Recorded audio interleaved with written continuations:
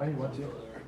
So this is a basic presentation today. We're just going to cover scanning, and we're going to start with sweeping and then fingerprinting of different kinds. So we'll do operating system fingerprinting and then service versions. Talk about network scanning as a whole.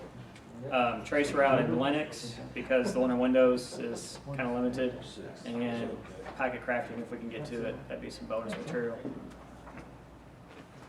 Send me those notes later on. Oh, sure. That's very We'll cool. do that. I'll get you the notes. All right, to start off with, we're going to look at the network sweeping.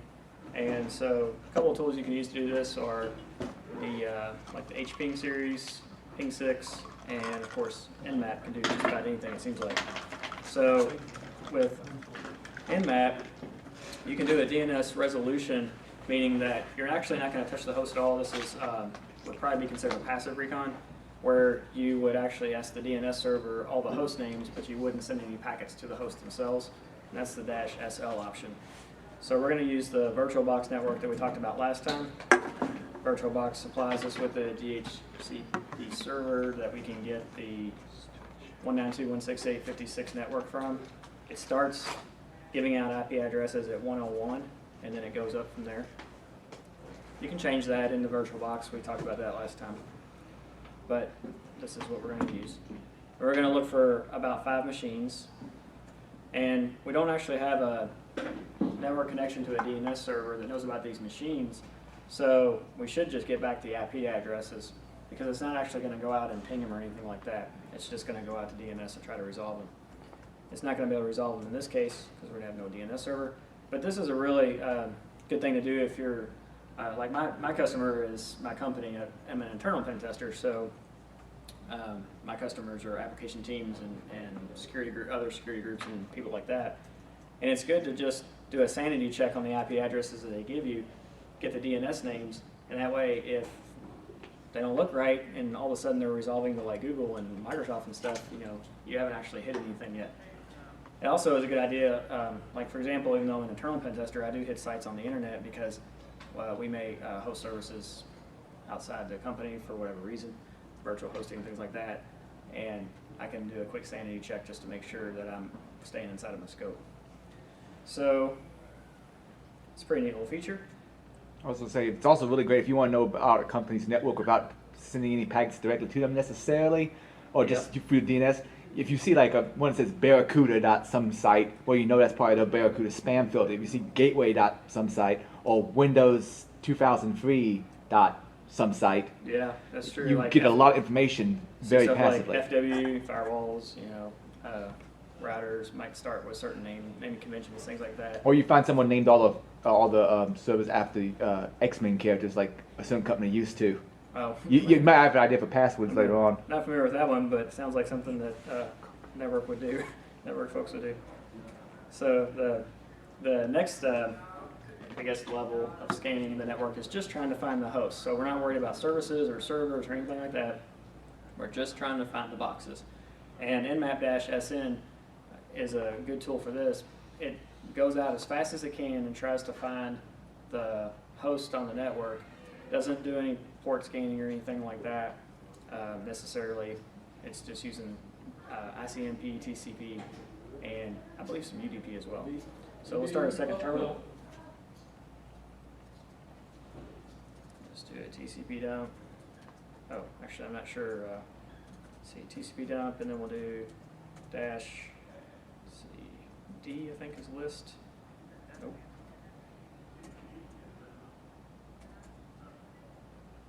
Let's see. Uppercase D? Might be uppercase. Ah, yeah, thank you. So, let's see, it's probably going to be either ETH1 or ETH2, Hping config. Okay, our VirtualBox network is ETH1, so we did IF config, I said IP config. And you can see there that .56 network is ETH1. So we'll do TCPDump -D again.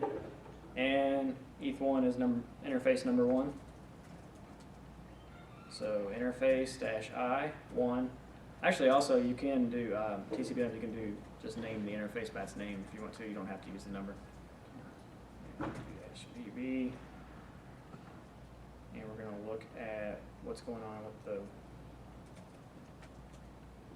192.168.56.101 host. That's us.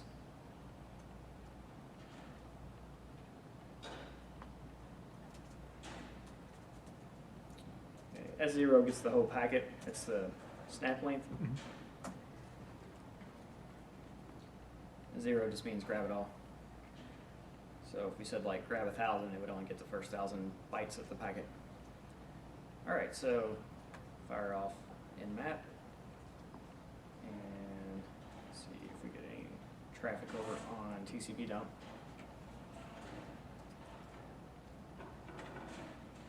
While we're waiting, the network looks like this. So we have a Ubuntu desktop, which we might turn off for speed reasons here. I think I might have exceeded my RAM. We have a web server running. We have a Windows 2000 server running. And then, of course, there's the backtrack that we're using. So there's 4 machines running on this network at this time.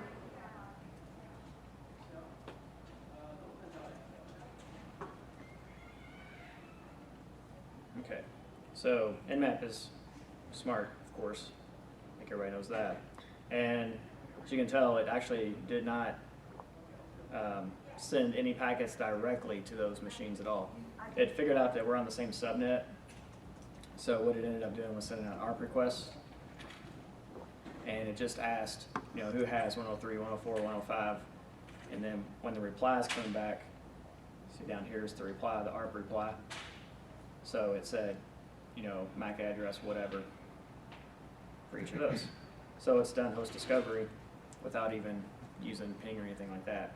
If you're not on the same subnet, then what Nmap does is it'll try 4 other techniques. It'll try TCP, I think it's TCP, UDP, and ICMP, and there's one other that I can't think of off the top of my head. But it'll basically try the 4 most common techniques based on studies done by the creators of Nmap. The reason it uses 4 different techniques, besides the fact that the servers are likely to respond to those techniques, is that those techniques can get through different types of firewall settings. So corporate firewalls tend to block ICMP for the most part across the routers. And so if you just do like a normal ping, like a Windows ping, it's not going to work too well because you can't ping something without ICMP packets out of the Windows. But the Nmap ping works a little bit different. All right, so now we're going to actually make this output kind of useful. So we're going to output it to XML. And the way you do that is a dash little o capital X, and then you name the file. So let's see. We're going to do host.xml. Okay, when you're doing the output to the XML format from Nmap, the reason you're going to do that most of the time is because you either want to be able to make it into a report that you can turn into management. It looks nice and it's formatted and everything. Or you're going to import the results into other tools like Backtrack or Metasploit, or tools like Nessus that can take the input in. Now, if you're going to use the output to make the formatted report, you have to actually specify where the style sheet is that's going to turn this XML, which is not going to look pretty at all, into something that can be formatted into a web page that management's going to enjoy. So you need to get a style sheet, and I like to use the one that Nmap comes with. Okay, this part here is the part that seems to be confusing to people. The path to the style sheet that you're specifying to transform this XML here into a web page using this XSL, that path is relative to wherever this document ends up. So if this document is in root ISSA May 11 folder, then you're going to need to eventually have nmap.xsl in that folder too, because it's relative to one another, right? Okay, so you could specify an absolute path to nmap.xsl, but that's not a good idea, because when you go hand the report to someone else, they're not necessarily going to have the XSL in the same place or even have the XSL at all. So you need to kind of pair these 2 documents together and give them out together. And I found the simplest way is just make the path relative to this file, call it a day, hand them out together. Seems to be the best way to solve the problem. All right, so let's turn on verbose, and we're going to use the -- open to specify that we only want the eventually when we get to ports, that we only want the open ports to end up in the report. That's important because there's a lot of ports, and you will spam your report with a whole lot of closed all over again, right? And filtered. And filtered and everything else. Yeah, and whether it's closed or filtered, they're kind of analogous, but not really. Actually, I didn't even know that flag, so thanks, man. Oh, sure, yeah, and that, again, just practical experience of having done it wrong so many times. So you're getting the benefit of all my mistakes. And there's a lot of them, so you're going to get a lot out of this today. There's a reason flag, which I like it. It gets Nmap to tell you the reason why it thinks the port is open. It's not that big of a deal, but that can come in really handy when you're trying to figure out, when you come across something that you just didn't expect and you want a little extra hint at what might be going on. Okay, let's launch that. Now these flags are not necessarily going to have that much impact on a -SN scan because again we're just doing a network sweep. So we're not actually looking for the ports at this time. If you remember back at the TCPDump, it just did a bunch of ARPs and asked if anybody knew where these machines were. Of course, if you do the ARP on the local subnet and nobody knows where that machine is, either there's something kind of weird going on, like the networking's broke so that it can't talk to the router, or the machine doesn't exist. So it's a very good method. Okay, we should be getting some traffic. We're still doing a bunch of ARPs because we're on the local network. It's not a bad idea to have TCPDump running while you're doing Nmap scans so you can kind of tell what Nmap's doing. The documentation is really good on the site too though. So, well, looks like it worked pretty good. Let's go fire this up. Root, ISSA, hosts. Okay, note that I've already copied the nmap.xsl file into that directory ahead of time. And we'll fire up Firefox. Okay, and here's the report that it gives based on the style sheet that comes with Nmap by default. It's a pretty nice report. So we scanned, I think, 5 boxes, and this one's gray because it didn't find it. The green ones are the ones that it found, and I believe there are also hyperlinks that can jump you down in the report. It's pretty neat. And then it starts to give you information about the boxes that it knew. Now, the only thing that's really going to know about the boxes at this time is that they exist because we specified network sweep. Okay, so close that. We're going to build on this report, so I'll open it again. All right. Another tool that we can use to do network sweeping is the Hping. I think we're on version 3 now. Let's see. Yes. Okay. So Hping 3, 192.168.56, 100 to 104, I think was the machines we found.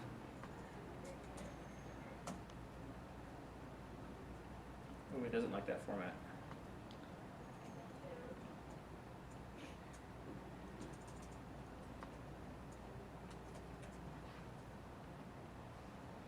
Hping is nearly almost like a packet crafting tool. It's pretty close. You can basically specify if you want IP or TCP or ICMP or whatever, and so it's not really ping in the sense of like a Windows ping where it just uses a certain ICMP type 8 packet and type 0 packets to do ping. It can actually do all these other different kinds. Let's see if I can figure out what the IP address format needs to be in. Looks like host. Okay, so Hping host. Start with 102 because 101 is our machine, so that's really not very useful. Okay, so by default here, you can see it got back an RA.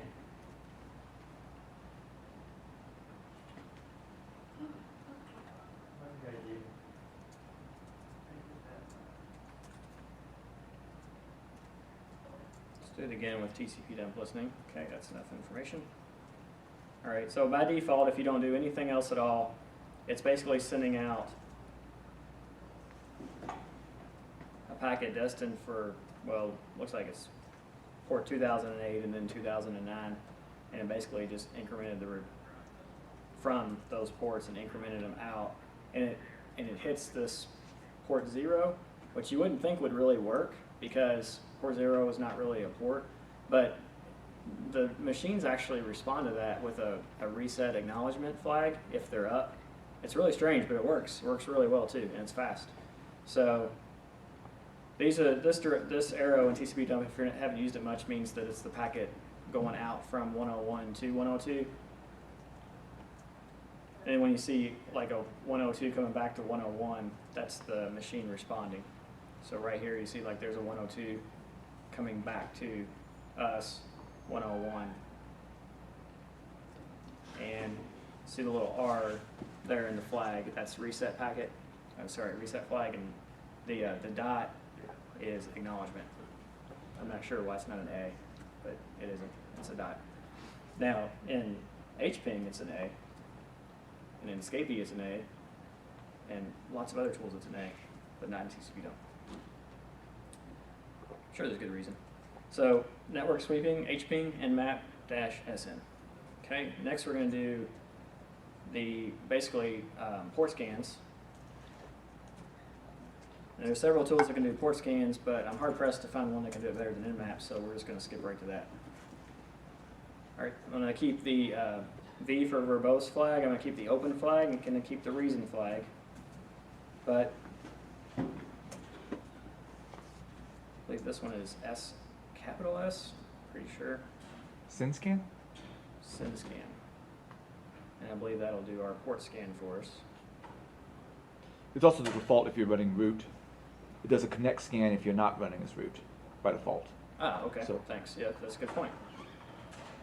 there's a lot to Nmap. Like I didn't know about the -- open, but it's got so many Yes. flags that have been coming in over the years. It's great. They've really improved it too in the last couple of years. I mean, it was already a really good tool, and then with the Amap scripting engine, it's really improved just to a whole nother level. If you order his book on Nmap, it's also if you want to understand TCP/IP at a deeper level, I haven't really seen anything else that's good out there. Is that the Nmap scanning book? Yes. Okay. I'm not exactly sure. I don't have the book, so I can't compare directly, but the information that's online at nmap.org A lot of it's similar. seems to be really pretty in-depth. And it's really pretty easy to read, too, relatively speaking. Okay. So this time, obviously, we started doing port scans. You can already see ports are starting to come back, right?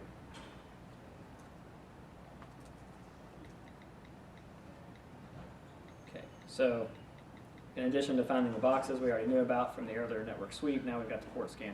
So you might be wondering, well, why didn't you just do the port scan right off the bat? Why did you bother doing a network sweep first? Well, we have a very small network here, so it really doesn't make any difference. But if you're on a corporate network, even if you're looking at a relatively small subnets, it'll take forever if you do just wide open scan everything all at once. So it's not a bad idea to kind of layer your scanning approach if you've got a large network. It's a way to deal with big jobs, basically. That's what it comes down to. And where I work, we have a pretty good sized network, so it helps me to layer them up. Once I get an idea of which boxes are Windows and which boxes are Linux and which boxes are Unix and which boxes are mainframes and which boxes are who knows what, then you can start to target your scans and only use the appropriate scans for the appropriate boxes or set of boxes. All right, so that one was done. We're going to fire up Firefox again.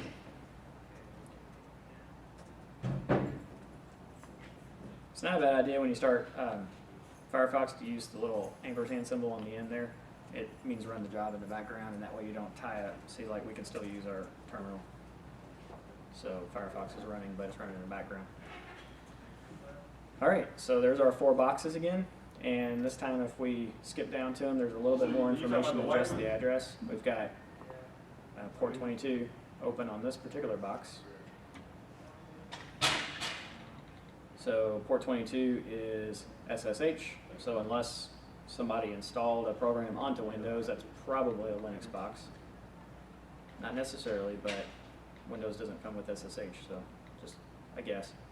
Then we have 135 and 139 and 445 and 1025 open on this box. You might hazard a guess at what that one might be. They give away. So it's probably Windows, more than likely. And this box here has 80 and 139. So again, probably Windows. This 139 is the NetBIOS port, and it's common with different versions of Windows. I believe if you run the NBT stat command in your command line, that's the port that it's going up against. It's either that one or the 135. I always get them mixed up. 145, I think, is the RCP. Yeah, remote procedure calls. Yeah. Or PC. RPC. Lexticia. Yeah, MSRPC, remote procedure calls. Yep. And then the 445 it's a similar service. It's the Windows Share service, the Samba service, but it's not sharing over NetBIOS. It's sharing over TCP, which is different. So you can enjoy the same services. It's all kind of transparent when you're using Explorer to look at the box, but it's actually done over a different protocol. And I believe 445, if you do that, I think the name of the computer is resolved via DNS. I think that might be another difference between those two. All right, so got some ports, good stuff. Now let's go ahead and get the operating system. And I guess it probably does make some sense to do the operating system scan before the port scan. I think the reason I kind of think of them in this order is that in order to do the operating system scan without the port scan, you have to specifically disable port scanning. So you have to add, in addition to a -O, to add the operating system guessing scan onto your scan, you need to add the -PN, I think it's P capital N, I believe, to not port. Oh, is that not ping? Is that not? Yeah, I think you're right. That's not ping. Because to do the OS scans, we'll have to try to find like an open and a closed port to be able to get it more reliable. You're right. So not do the network sweeping, you have to do the -P to turn off the ping scan, which is the. And it used to be P0, but they changed that.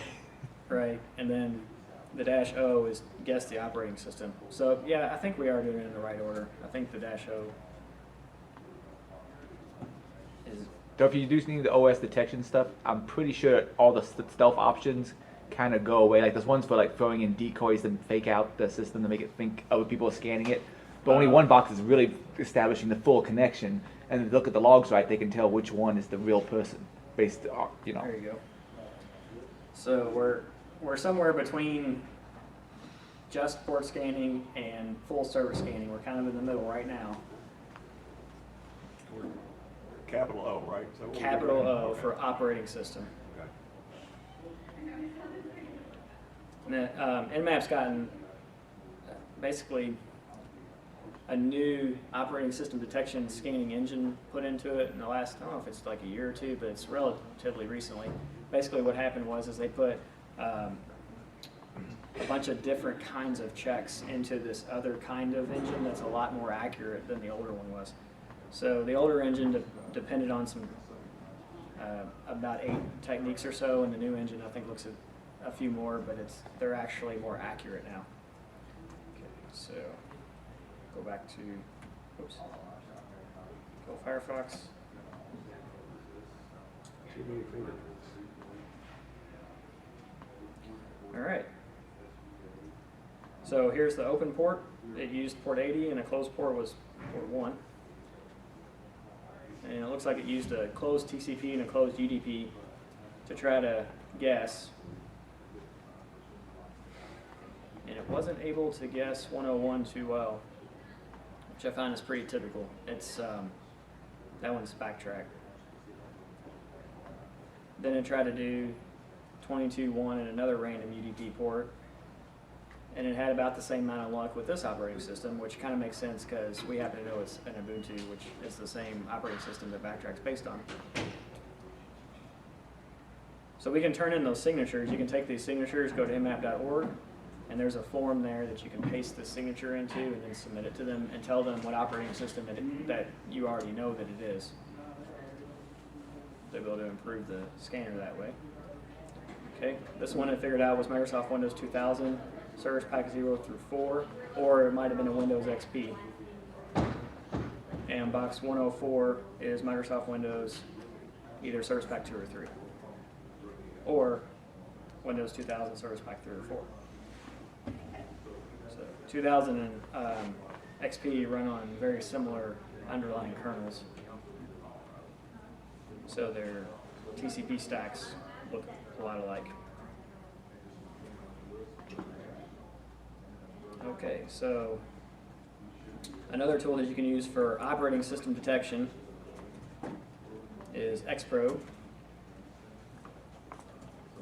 And it looks like we got Xprobe 2 installed on here.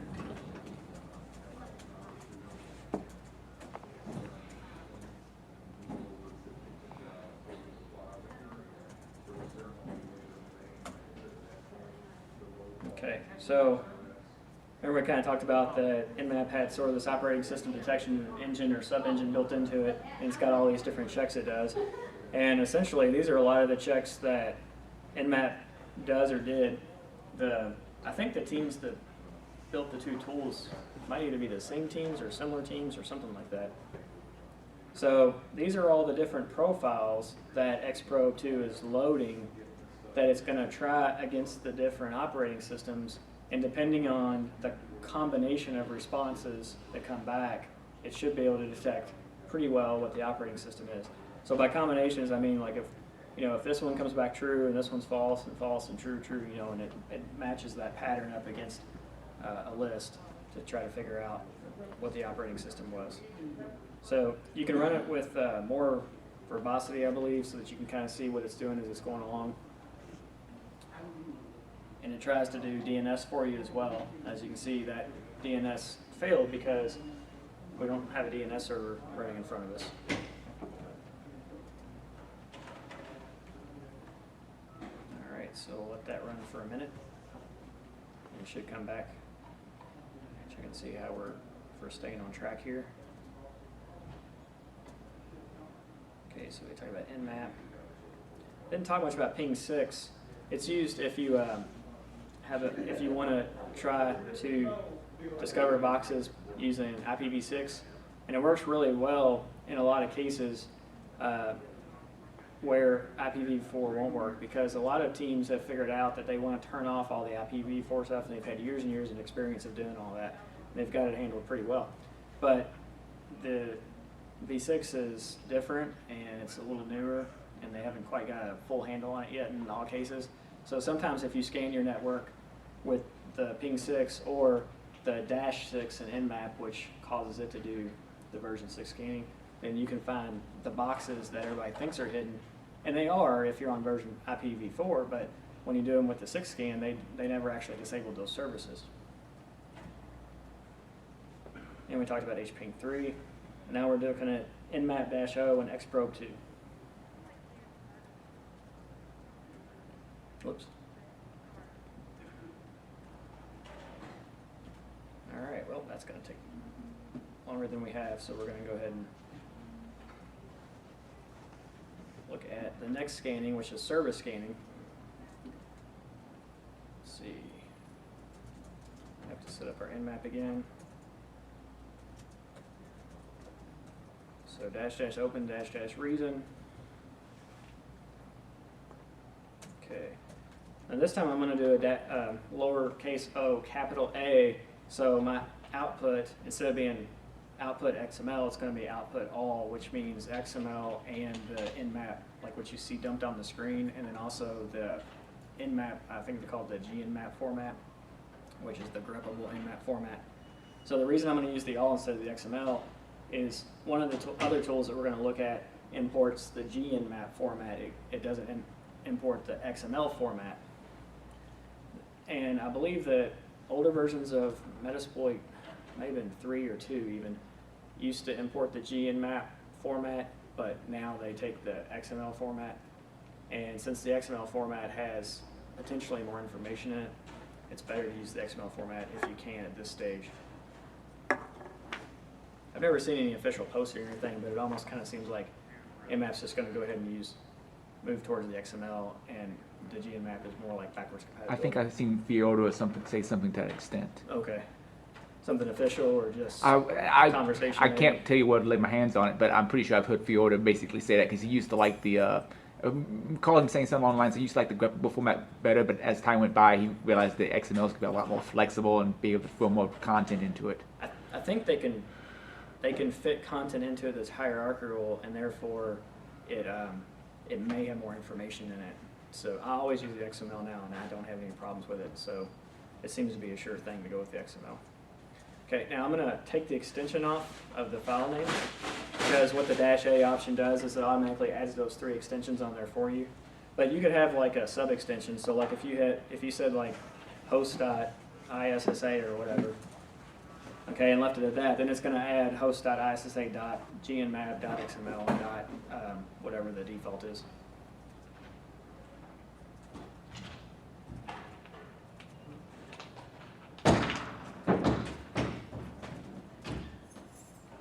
And we don't really need operating system detection. Okay. Now I'm just setting up this scan for another tool, so I'm just going to do the net. Let's see. Now I want to do the network sweep and the SYN scan. So I'm not going to disable pinging, and I am going to enable the SYN scan, which is probably by default anyway. Oh, yeah, it actually helps if you say which host to scan to. Let's see.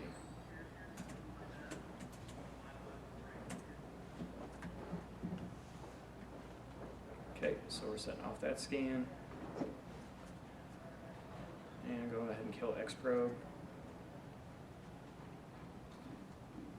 Since Nmap does at least just as good of a job as Xprobe, I don't actually use Xprobe, but I just thought I would mention it so that I could give out alternative software to use at each different level.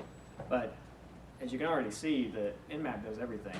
So if that tool is working for you, there doesn't seem to be a reason to move away from it as far as I can tell. If one tool does it all, then just let it do it. Okay, so basically if we go look at the output directory. Okay, so now we've got this host.issa.gnmap, nmap, the default, XML, and then this is the original file we did with the operating system scan, and this is the XSL file. So if we do a cat of the, that's gonna, oh, whoops, I'm not in that directory.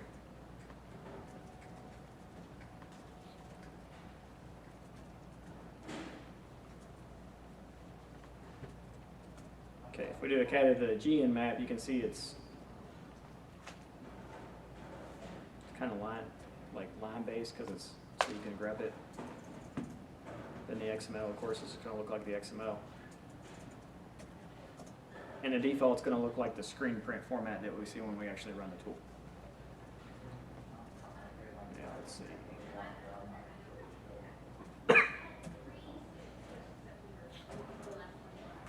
Okay, and then there's the XML version in Firefox. And then now what we can do is with Amap, which is a service version detection scan. So you found all these ports so far. You found the operating system so far. And now you're wondering, well, what's actually running on the port? Well, if we look at the report that we got from Nmap when we did the operating system and the port scan, it told us what services were running on the port. So, for example, here's port 80, and it says that it is HTTP is the service. But we didn't actually tell Nmap to do a service version scan. So the question would be, well, where is Nmap getting the idea that this is HTTP? Okay, the way it's doing that is, if we go to the Nmap directory, which is going to be user local share Nmap, and we look around in here, there's this Nmap services file.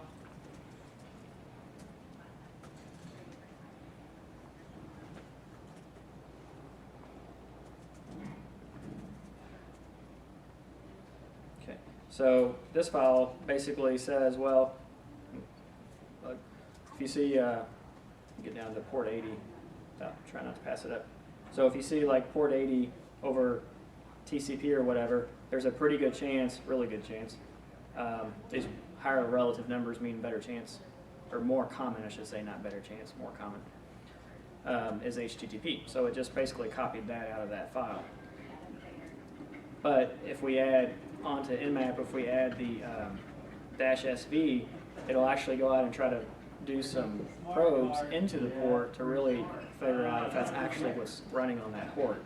Well, Amap has two files. It has a probes file where it takes, for the given port, it'll take the probes that are supposed to go to that port and it'll send them.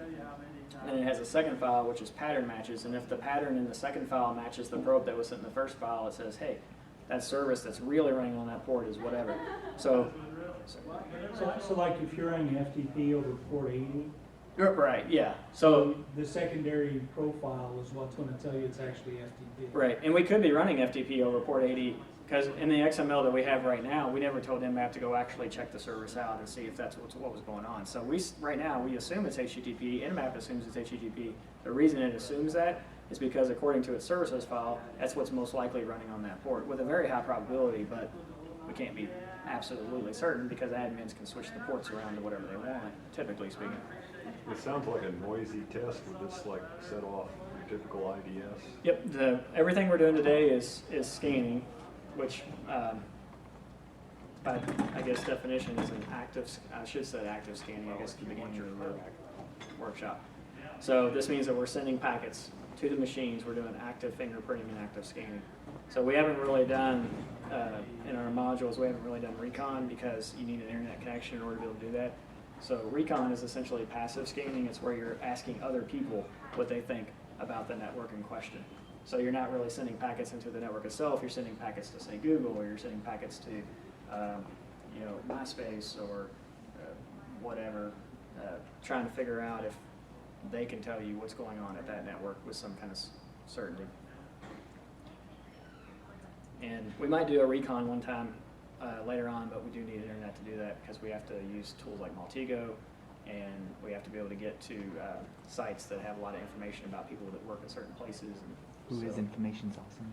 What's that? Who is information, so on Who and so is, forth. yeah, that can give you the network ranges. I got a 4L class on it on the site someplace. Oh, okay. Something like that. So, all right, so Amap.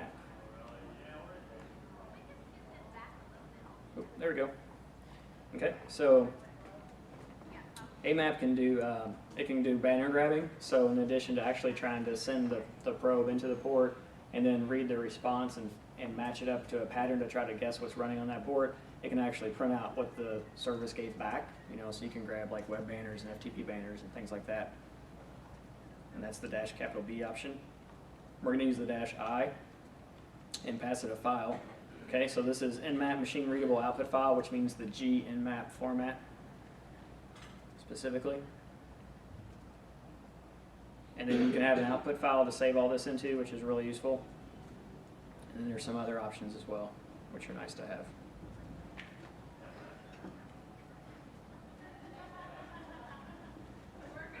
Okay, so we're going to do Amap -I root ISSA hosts G Nmap, and then we're going to do -B B L, and I think that's good. Oops.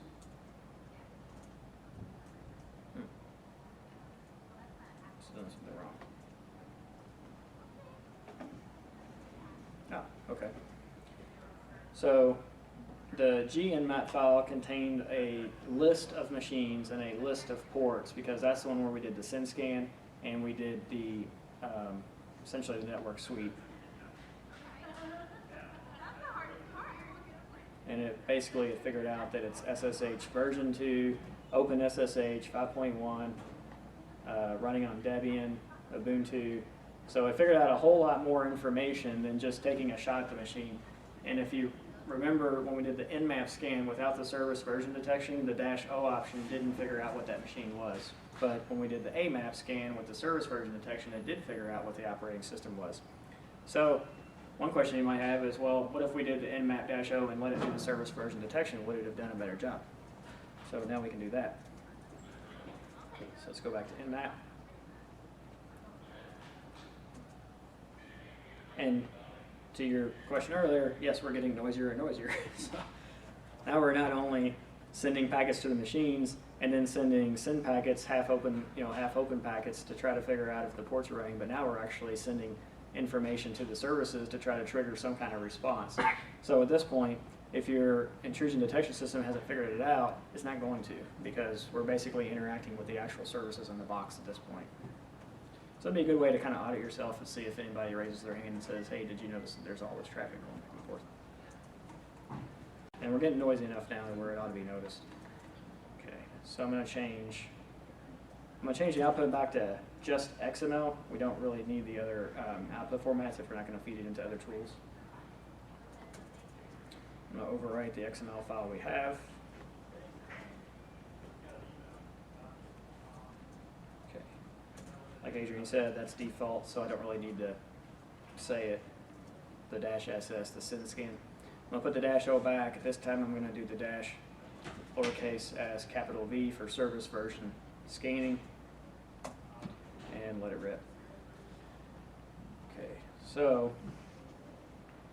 while this is running, I'm going to use this other terminal to go to the Nmap folder so we can look at some stuff. User, local, share, Nmap. Okay, and we already looked at the services file. Then there's the service probes file.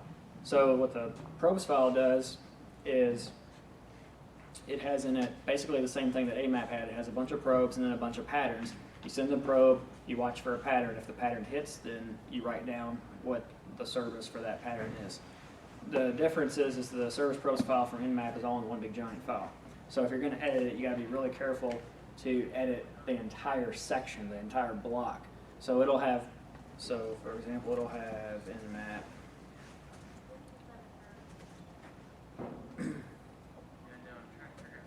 Service probes, just less. Okay, so this is the null probe section, and each section has this big line on it that says next probe. Okay, and then here's the probe as a TCP null, and then here's the matches. Okay, so when you go through this file, if you want to delete out like a bunch of different kinds of probes because you just want to look for, say, web stuff or FTP stuff or whatever, be careful when you cross those boundaries, because if you accidentally like start in the middle of a section and delete like the end matches for one probe, and then you delete the header off for the next probe, and then halfway down the matches for that one, it's going to be all messed up, and Nmap's not going to work. So you want us to back the file up before we make any changes? Yeah, you could do that if you want. That's fine, I guess. Dangerously. Just want to waste time backing stuff up so you can put it back. That's not the sexy part of security. No, no. Don't fix stuff.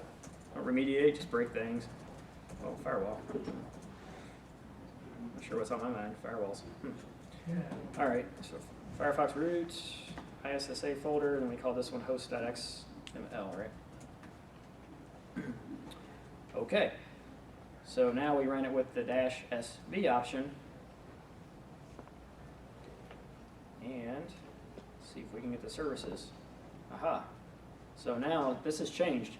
It said HTTP before, now it says HTTPD, and it says it's Apache, and it says it's Ubuntu, and it says the version. So there's all kinds of extra information that's coming back. Let's go look at some of the other ones. Okay. Here's the information for port 22 on the Ubuntu box. And it looks like it agrees with Amap, which it should. They're both pretty good at figuring this stuff out. There's Microsoft, and there's more information on the Microsoft stuff that's going on. And now we have more confirmation about the services that are running on those boxes. And then down here, we also, on the Windows box, we also have Apache HTTPD, but it's running the Win32 version of Apache HTTPD with all these mod SSL and OpenSSL and PHP 5.3. So now we not only know that it's an Apache server, but it was able to figure out that there's a PHP application server sitting behind the Apache server. All kinds of extra information came back from the server scan. So this is working out really well for us so far. All right, let's check our schedule. Okay, so we made it through service version scanning. All right, network scanning. Doesn't look like we're going to make it to trace route. It's all right, we'll do it next time. Have a scanning part 2 next go around, I guess. So basically the Nmap so far has gotten us all the way through service version scanning, and the last item we were going to cover today on Nmap was one of its best features, really. The dash SC runs the default NSC scripts. So NSC scripts are extensions for Nmap that run after a port is found. The script defines when it should run. So the script will say, like, you know, if port 80 is found, then go ahead and run me. Or if the service version detects that there's an Apache server running, then go ahead and run me, otherwise don't run me. So the script may or may not run. Just because you tell the script to run doesn't mean it will run. The dash SC, I believe what that does is it runs all the default scripts. So scripts are marked by their type. There's, you know, like default and vuln, and I think there's ones that are exploits and there's some that are dangerous. So they have these different markings or attributes about them, these different characteristics. I think some of them also service detection scan. Like when you did the service detection scan, I think I saw it pop up that it was like loaded 14, 15 different scripts for that also. Yeah, the dash SV does load some NSC scripts, I do believe. Then there's the A, which does all sorts of interesting combinations. So the NSC script, yes, oh yes.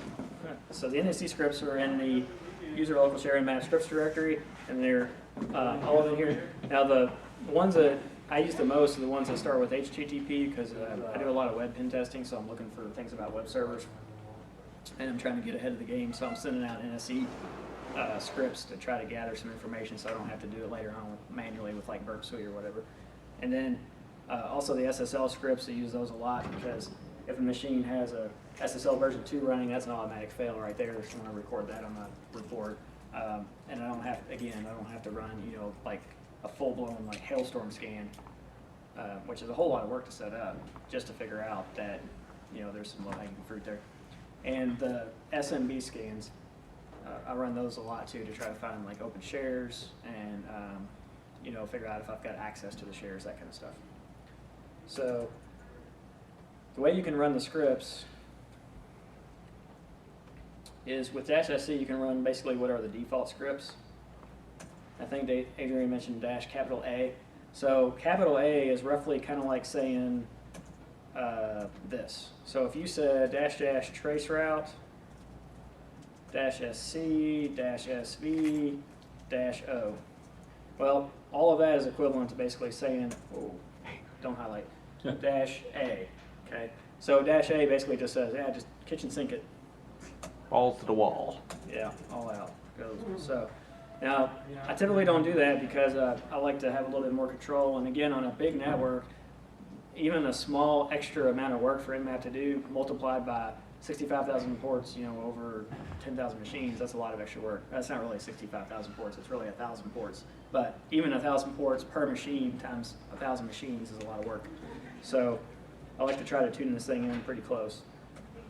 And that's why I build the layers up, because you're not going to want to run a bunch of Samba scans against machines that are very unlikely to actually have that service run according to your version detection.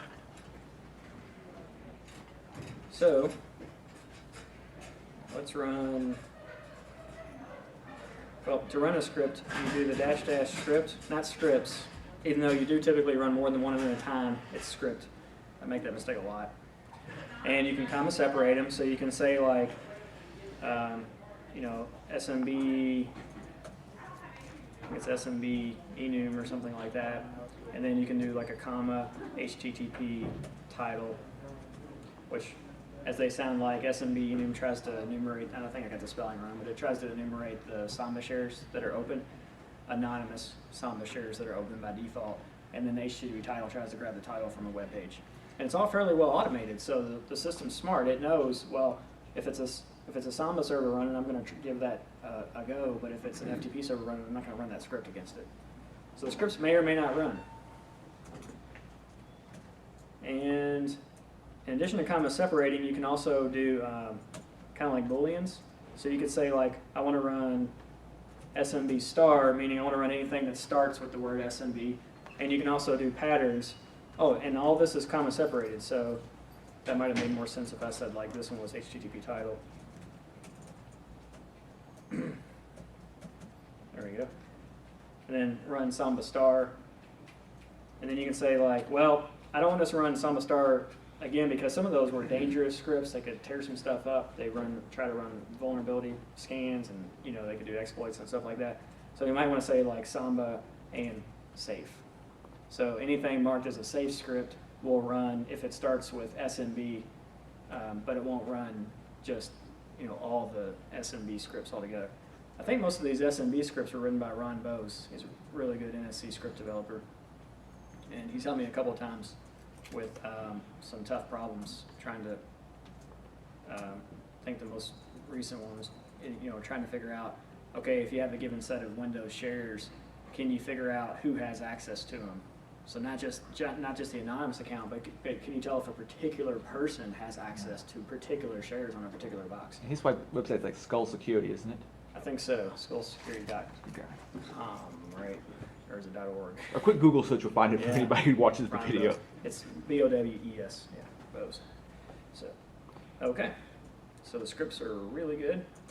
Okay, for time, we're just going to run the -SC, which is, I believe, anything marked as default, if I'm not mistaken. Of course, the information you're getting here is worth exactly what you're paying for it, so look everything up. And that will take a minute for that to run because we had, I don't know, we had a dozen or so ports open, so there's going to be a pretty good opportunity for these default scripts to take a shot at those ports. Now the service version scan helps the SC scan quite a bit. So if we combine service versioning with the SC, and that's where kind of the -A might actually be sort of useful, is these things play off of one another. If it knows the version pretty well, it can run the NSC better. And I do believe that there is some overlap. Like if you run -SV, I think some of the NSC scripts run maybe like a small set of them. That, in other words, it would be the NSC scripts that help you determine versioning. Makes sense. All right, so, okay, there is script scanning going on, 3 hosts.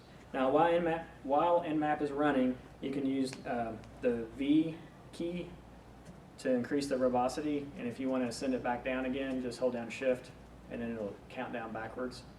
Okay, and then you can also use the D key to increase the debugging level. I think when you get up to about level 3, it starts to spit some stuff out, and then you can use Shift D to bring that. That's called interactive mode. All right. Good stuff. So we ran some default scripts.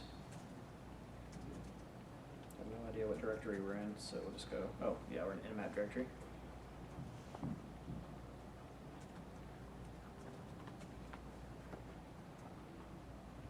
Okay. Now there's a lot more information on top of the extra information. Now if we combine this with the version scan, we're not doing it for speed, but if we had, we'd have all that other information filled out going across that we had, plus all the information coming down about the different NSC discoveries. So HTTP methods ran as one of the default scripts, HTTP title ran as one of the defaults, and pretty neat. So already I'd be writing down this one on the report because we're not really supposed to have, it's a minor, it's a low, but not really supposed to have options turned on. Okay, at least by our policies. It runs an NBTstat. Now notice it says NBstat, that's not a mistake. The script name is NBstat, NBstat.NSE, but it's equivalent to the Windows NBT stat, which is the NetBIOS, I don't know, DNS tool, or if you call it NetBIOS DNS. Operating system discovery. NetBIOS over TCP. NetBIOS over that 139. Yeah, it does. So NetBIOS is kind of another way to name computers. It's like a way to match an IP address to a host, or a host name to an IP address, and it does that discovery. All right, so pretty neat, huh? HTTP title, access forbidden. That's interesting. Is it really forbidden? I don't know. Probably not. Try hard enough. So, okay, so that covers all of Nmap. Sorry, it's at a very, very fast pace, but pretty much has to be because there's a lot of information, there's a lot of things Nmap can do. And If we could, just 2 things you can show to show people what the Lua looks like in one of the scripts. What the Lua language looks like in one of the scripts, okay. And maybe open up the ZenMap GUI and import one of the XML files just to show a different way of Okay. looking at the same data. I don't even know if I have Nmap installed. It should be on default on backtrack, I think. Is it? Okay. I never use it, so I like the Firefox output so much. Yeah, That, that's- oh, hey, well, look at that. and I think you can import one of your XML files into it. Oh, okay. So Scan, open scan. oh, okay. Scan, open Ah. scan, root, and then go to ISSA. Mm-hmm. Come on, ISSA. Oh, cool. Thank you. No problem. Neat. And the Lua scripting language isn't too hard either if you want to actually write Okay. your own scripts for it. I've only done one really simple thing. It's a lot simpler than what Jeremy was talking about doing. And it was just to send printers a print job if you haven't had port 9100 open. Cool. So that's neat. Typically, I used Metasploit and uploaded into that. I have no idea what my login is. I got like 12 of them. Try this one. Let's see.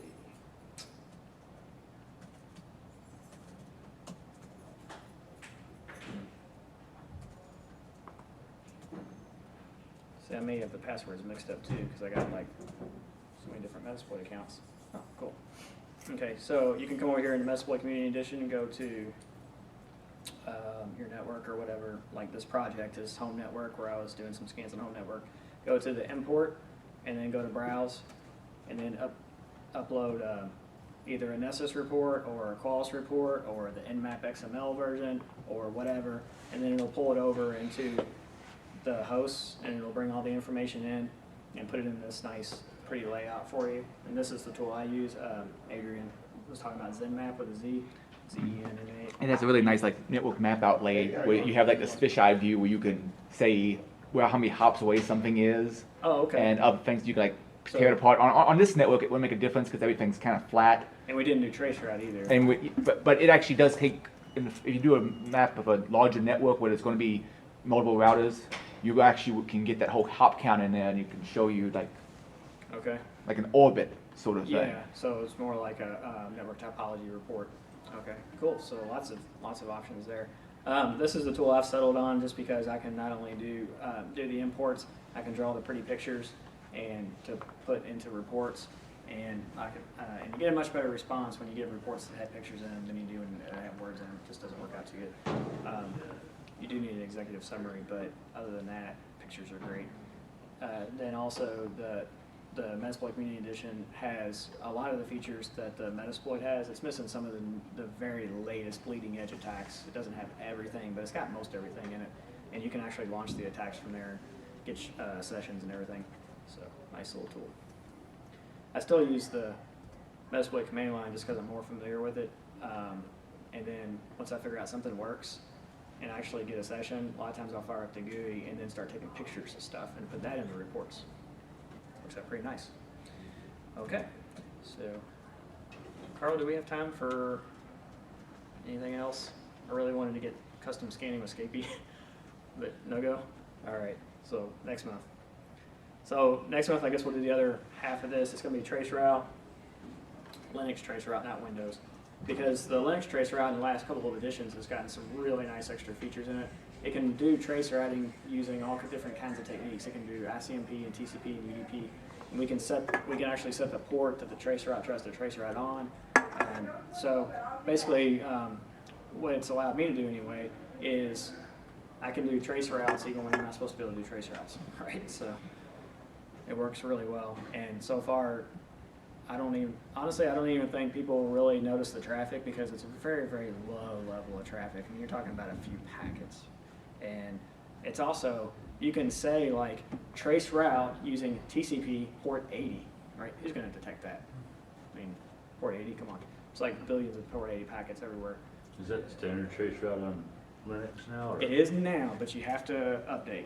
like if Ubuntu you've got it. 11 or Yeah, I'm not sure on Ubuntu. you used to have to pay a pretty I don't good use penny it. for stuff like that? The only thing I use is Backtrack, and if you get at least Backtrack 5, you're fine. Oh, so okay. Okay, yeah. So now Backtrack is Ubuntu, so I guess I should say I Right. use Ubuntu, but I'm not using the one you're talking about, like the Ubuntu Yeah, I'm desktop. talking about the community version. Yeah, desktop edition, I think is what they Yeah. call it, which is fine. There's nothing wrong with Ubuntu desktop edition, but you have to load your own tools. So I mean, No, I got backtrack. It's just giving me issues right now. Yeah. The only, I guess, drawback about Backtrack is it's not going to be the latest kernel. It's not going to be the latest Yeah. patches. It's not. So But the kernel luckily is going to be hacked to hell to where it's going to run all sorts of wireless tools that the normal Right. kernel would be a pain in the butt to actually Yeah. get to run. again, like I said, you have to do all your own setup, and so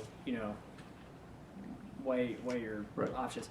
Now I do run Backtrack strictly in a virtual environment, so even though I might be using my real host, I'm running the Backtrack in a virtual machine that's either NATed or it's bridged, and that way I can get all the benefits of having Backtrack. But just because I turn the computer on, it's not necessarily running. Yeah, it's not. So, okay, now the downside is you need more hardware. So you're going to need more RAM and everything to pull that off. But nowadays, that's not really that big of a deal anymore. So, and Backtrack You looks guys know what great. in kernel virtual Backtrack's machine. running on? So, Hmm? Like, what kernel is it, like 2.6? Honestly, don't know. Pretty sure it's 2.6. okay. One of the things that I promise we'll do next month too is I want to show you how to send custom scanning packets to where you can just create your own packet and send it off to a port, and then based on the response, figure out whether or not the port's open or closed. Because some services are really quiet and they're very stealthy, and it's really hard to get them to talk to you. But with using Scapy, you can make your own packets and you can put anything into them that you want, because you literally build the IP portion, then you put on the TCP portion, and you put payload, and boom, off you go. Works great too. I've had really good luck with that on services that are kind of hidden, or they don't want to talk to you, or you're, trying to figure out what they were. Okay, so we'll shut down Windows 2000. Whoops, let me out. Shut down Ubuntu. Next time around, will you cover any like Nmap scripting or show? Gosh. Oh, okay, never mind. Yeah, that's a good idea. I'd like to. Be a better idea would be when we get closer to like DerbyCon, get Ron to come in and Oh, cover that. that sounds Because like a good he idea. could tell you 10 years of information in like 1 hour. So. Send the man an email. Yeah, he did me a favor by telling me some stuff. I don't know if he wants to like come to Wood just to tell us about scripting, but I don't know. Well, it's just before DerbyCon. He might be here for DerbyCon anyway. If he's here anyway, yeah, that'd be great. So everybody start a Twitter campaign. Ron, please come to Louisville. So, all right, I gotta figure out. Here. I use Ubuntu so little, I can't even figure out how to turn it off. So, The top right corner where the name is. oh, here? Yeah, it's off the TV. Oh, that's okay. It's off my screen too then, Oh, okay. so I can't see it either. I know I'm really bad with Linux. Like if I can't get to the terminal, I can't do anything. It's like, oh no, I don't know what to do. What are all the little You pictures? give me a mouse, and I'm like, I don't know what to do with this thing. It's just the way I learned on it. So The new Unity interface can help things. Oh. No. and the new Ubuntu really kind of messes with me too, because Unity, yeah. is that called Unity? I'm not really familiar with that. Use a That style of graphical terminal. All right, well, I hope y'all got something out of that today. And I'll just keep these notes here, and we'll pick up with traceroute next time around, and then we'll do packet crafting with Scapy. And an hour is not going to be enough then either, so I'll just end up having to apologize again next We'll month. just make it 2 hours next time. Thanks.